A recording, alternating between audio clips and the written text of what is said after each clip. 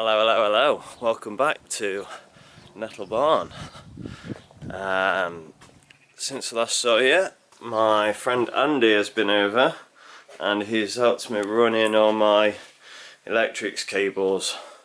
So these are all in place of where I want my sockets and lights and switches and things. So that's all running. Didn't take that long to actually do. Well, it took a lot of sleepless nights before thinking about where I wanted all my sockets and my lights and my switches and which switches I want two-way and stuff. But yeah, that's all in and hopefully it's alright.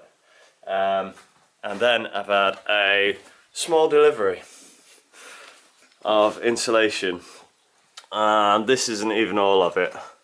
I just ordered what I know I'll need, and then the last little bit I'll order again at the end when I get my insulated plasterboard. But for now I'm putting in the 70mm PIR insulation in between my stud work, and I've got 100mm to go in between my rafters. So crack on and get some of that in.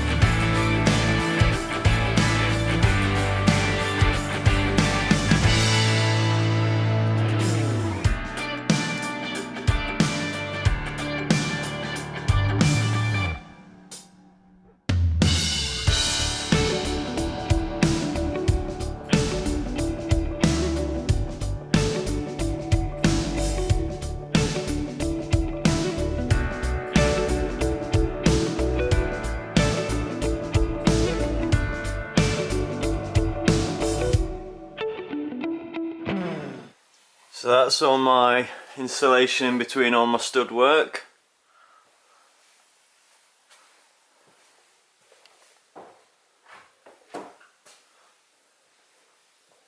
It's like a Faraday cage. There it is, lovely. So the most important thing with this job is just making sure it all fits nice and tight. Same as when I did the floor, you don't want any gaps because your heat will get away out the gaps. So I've cut this all nice and tight. As you can see from the videos, I'm physically banging this stuff in because it's that tight to fit, and that's what you want. So the way I measured and cut these, I actually used my square to make sure that one of the bottom corners or top corners was square, so that's a point that I start from and use a square bit of the board, and then I measure all four sides so it fits perfectly. I've also put a little B on the bottom of them all, because as you're cutting and turning and doing, it's nice to know which end it goes. Like that one I've put TL top left, so you're not flipping it around 10 times. Which way did this go again? And then all the wires are just poked out because they will, the back boxes will be in the insulated plasterboard layer that's going over the top of this. So I've got my 70mm in between my studding, and then I'm going to have another 30mm probably on top insulated plasterboard that will bridge all the studding then as well.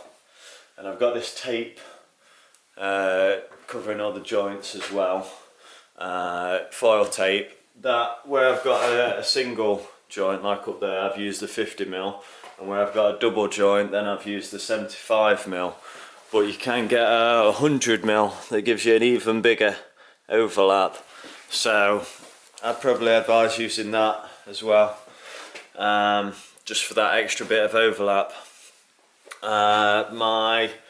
What I've used for cutting the insulation, I just used a normal wood saw, But what I did see, you can buy like a butter knife that's an insulation saw that cuts through it without making any dust. And I did try and make my own. This old saw here, I just filed the teeth off of it with an angle grinder and just made it like a sharp knife. And that does cut through it really well. But it's hard to keep it straight, it wants to go off at an angle all the time. So I ended up just sticking with the normal wood saw. But that's good if you just a fractional too much and you just want to take a little slither off. That does slice a bit off quite nice. So it has been useful.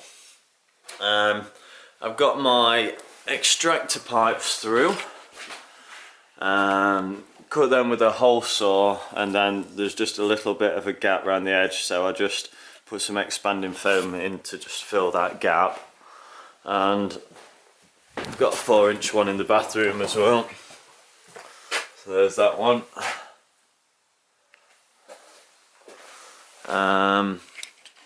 My cheeks, I've put an extra layer. My friend gave me this, they had leftover foil bubble wrap stuff, so that just goes around all my cheeks in one piece.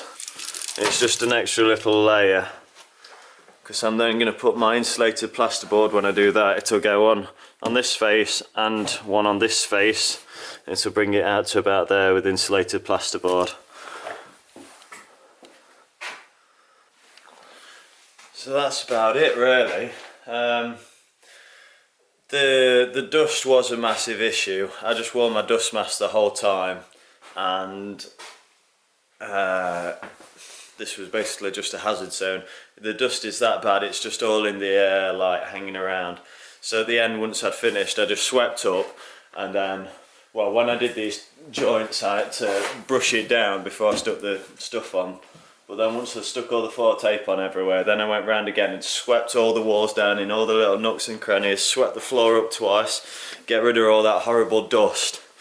It is horrible stuff, this insulation, but it's the best stuff for the job. U value wise, it's so much better than all the eco stuff, and I am limited on space in here.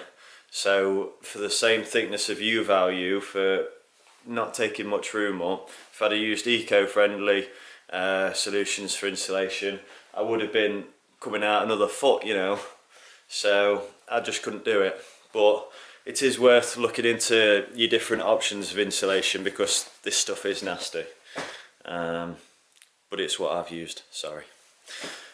And the roof, let me show you this bit, because this is... So the main roof, I've made it so it overhangs the bottom and goes in that way and comes right up as high as I can here.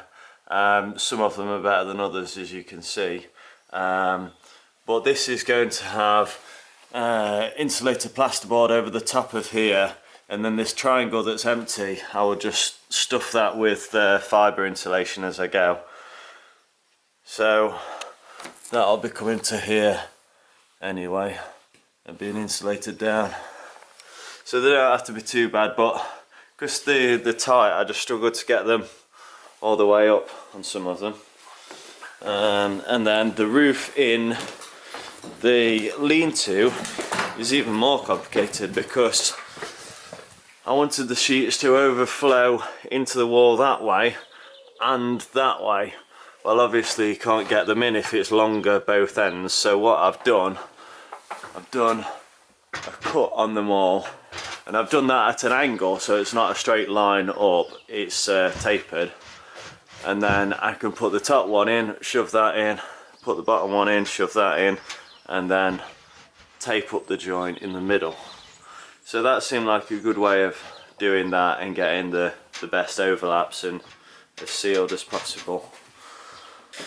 But that's about it for the insulation. What I have got to do over this, as I say now, is put the insulated plasterboard. And you can see a little bit of that I did here a while ago. So I've got my insulation in between my studs there.